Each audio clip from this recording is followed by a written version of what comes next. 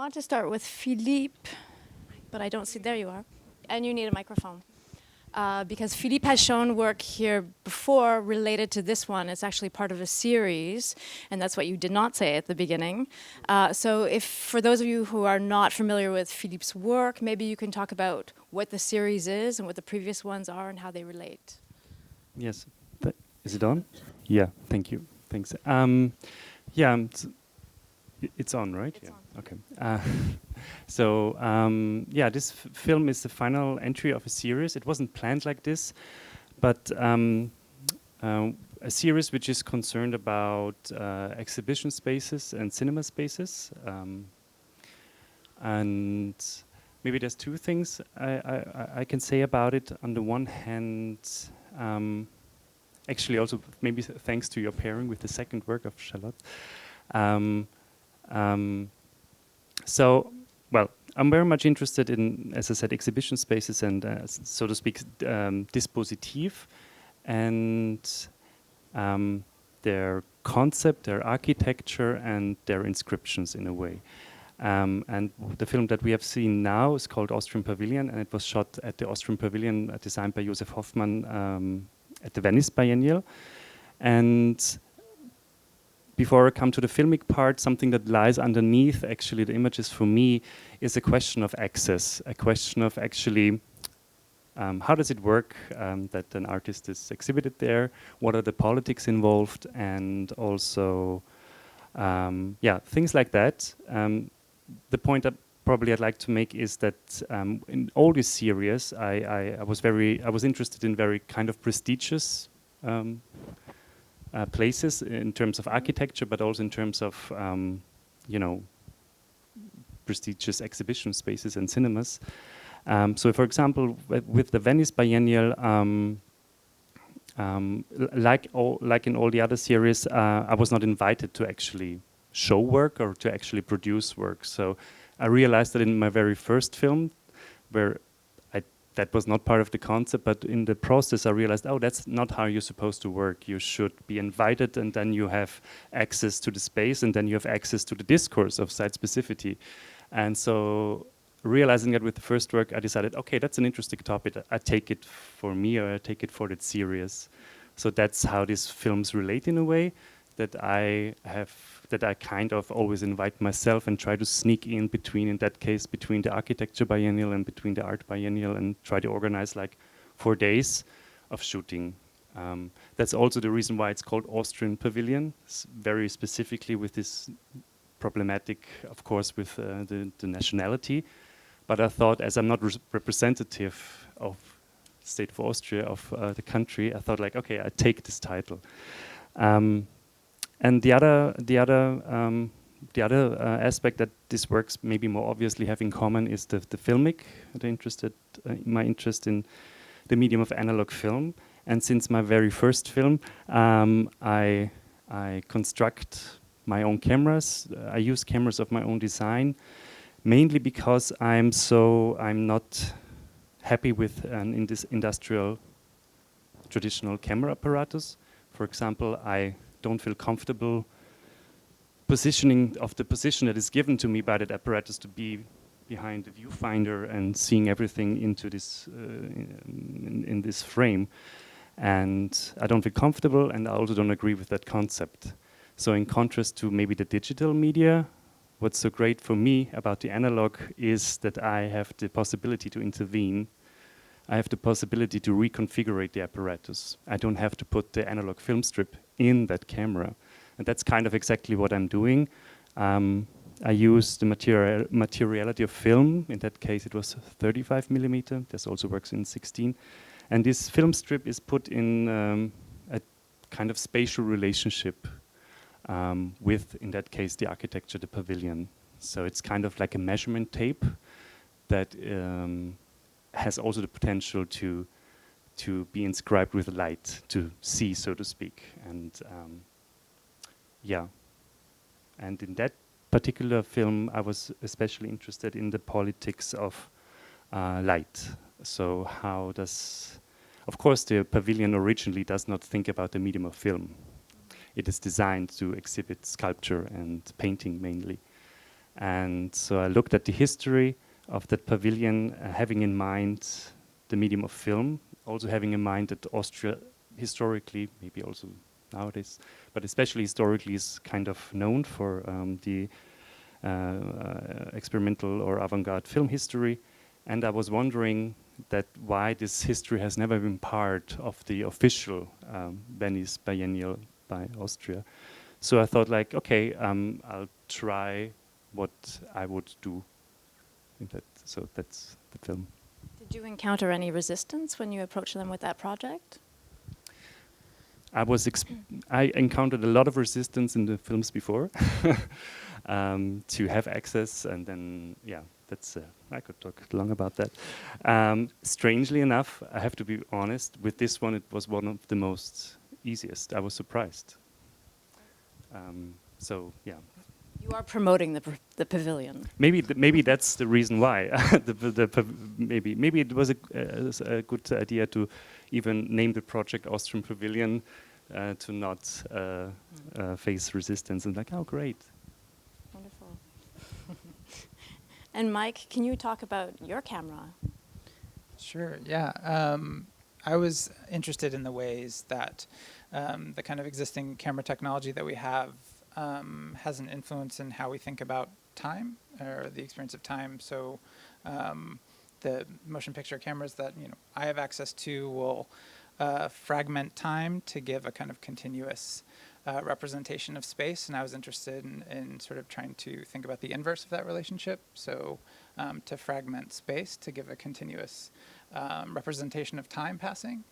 And that interest, I've always been interested in how time can exist in an image, how time can pass within an image. And that led me to research this kind of technology, this slit camera technology, which reduces the aperture to a very thin aperture and then removes the shutter so that you get a continuous flow of the film past this aperture, and I wind it past. And what that does is sort of like it no longer gives a representation of space. Instead, figures only appear as we would recognize them to be, dependent on the speed with which they move past the camera. And the volumes that they take on have to do with their quickness or slowness, as opposed to how we think about objects taking form. And yeah, this was the result of that. I also really like the sound, and if you could talk a bit about that. We see many abstract films that are very focused on the image and motion studies that are abstract and silent for that reason, to focus on just the movement. But here the sound adds a completely different dimension, which I like a lot. Thank you. Yeah, I tried a few different things with the sound, and I thought about portraying it silently, but in the end, I decided I did want to give. I knew the question about what we were seeing and sort of the puzzle aspect of how this came to be was going to be an aspect of viewing it, and I wanted that to kind of like solve those puzzles as quickly as possible, essentially. And I liked the idea of giving a clue to the kind of stability of the space that the camera was in. So it just takes an interior and an exterior space and a kind of manipulated field recording of each of those. When I was working through the film, a kind of realistic field recording didn't feel quite right. But so I was interested in ways that the field recording could approach an aspect of memory or something like that, where the space was kind of fluid in the same way that it was going to be represented. And then I wanted to offset them to engage the viewer's memory. So there's a moment where we hear someone say, "Should I come up to the lens?" And so when that comes up later, it's kind of this a kind of striking moment that recalls the memory of the past. And Pedro, your film is quite a bit more narrative than these two, but I would say that the geographic mapping is very important as well, and it's so textural. But the first time I saw it, I thought immediately of the Zika virus, and how that could be used as biological warfare. And then just given everything that's happening in Brazil right now, I would like you to talk a bit about the project and what it was like to shoot it and where exactly you were. Yeah, thanks. So we shot all around São Paulo, and it kind of started in the lab because I was really interested in what they were doing. So they're doing this kind of genetically modified mosquitoes to fight the Zika virus. And in the film, it's not necessarily Zika, although you have kind of these memories and everything to do with reproduction as well and gender. But visiting the labs and kind of looking into that, it really kind of was very obvious that it was kind of a micro world that was answering to a lot of what was happening outside. And so from the lab, then it was just a matter of finding a place. I wanted to place the characters in nature, let's say, and also why would they find refuge in such a place when there's like tons of mosquitoes around, and play with that kind of psychological factor.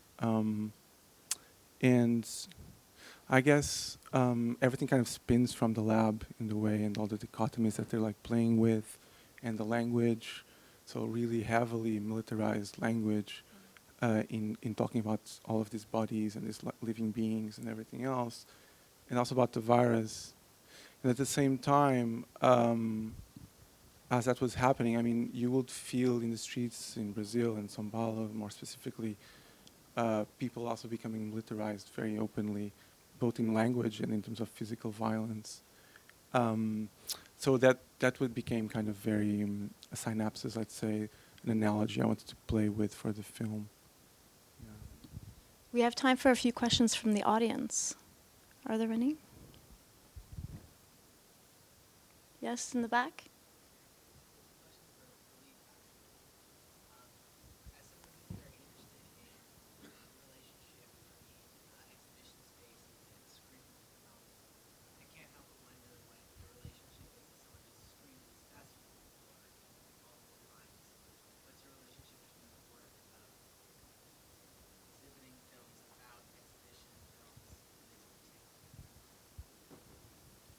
So in case people didn't hear the question, asking Philippe, given everything he's just talked about, what his relationship is to this particular festival or showing films in a festival versus the exhibition spaces.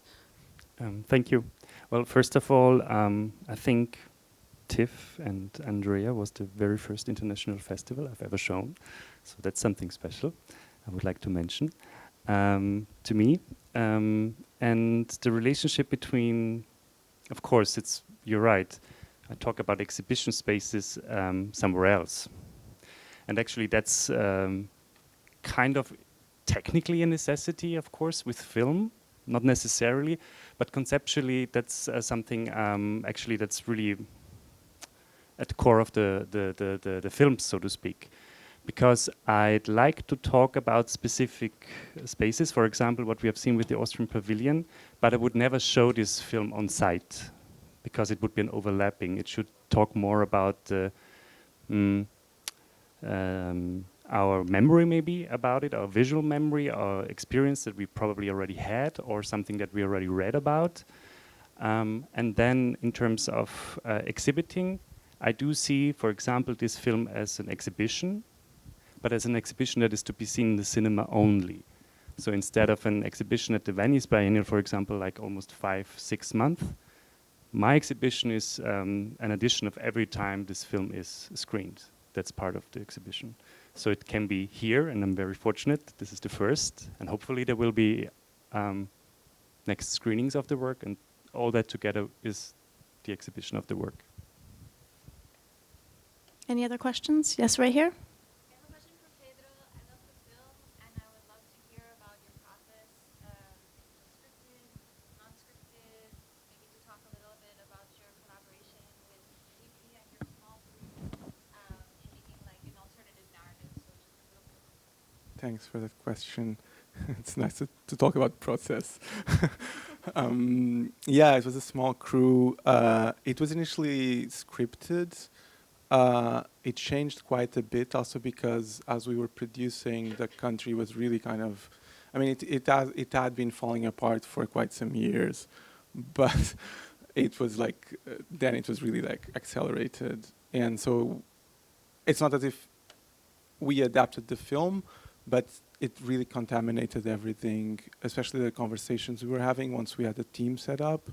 I think everyone gave a bit of themselves, and then the script, it was still there, but we discussed a lot of what each of us in the actors, for example, felt from all of our own experiences. And I mean, all of the team was mostly LGBTQ, so it was interesting to have everyone kind of bringing in. At the same time, maybe the thing that was, that I only realized afterwards actually was initially the first draft of the script was like I wanted to do something of a monster film.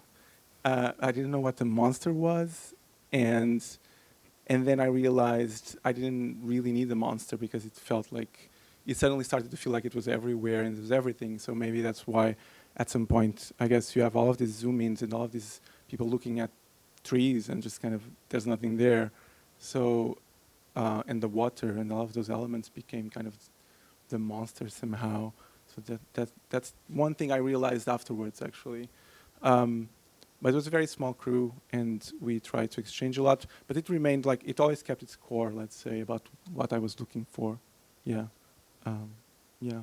I don't know if there's anything else. But. Any more questions? Yes, over here.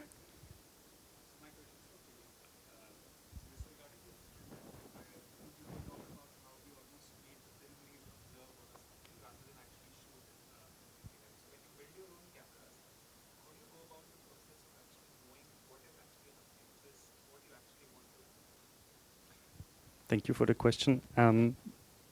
That's also very important, actually, because I'm not constructing these cameras or these different forms because I want to achieve any images or any specific aesthetics. It's probably a more conceptual approach. For example, with this film, I reproduced the arc of the pavilion, and I worked for the first time with the technique of masking. So on top of the negative, there was a second film strip with the masking that you may remember, the black that opens and closes and this kind of things. And then it's always, talking about process, it's always nerve-wracking. I really don't know. I built this camera, which is actually kind of was placed like a sculpture. It gets exposed, and the image is what it is. I don't do anything afterwards. So it's, yeah. Did that answer your question?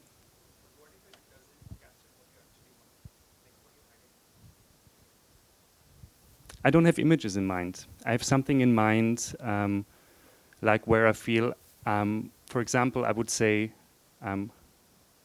usually a camera, it would be me behind the viewfinder. I have a specific point of view, or I'm looking, or there's an equivalent to my seeing. And in this kind of films, that's not the case. Whatever images is produced, I accept it. So, for example, whatever this arch is seeing, that's what the images are.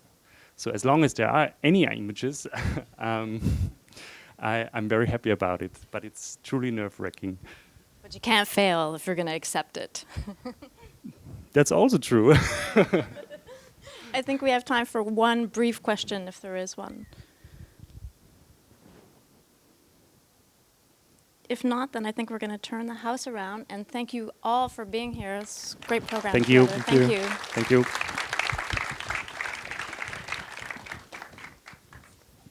can take that mic. Thanks so Mike, much. I'll take the mic.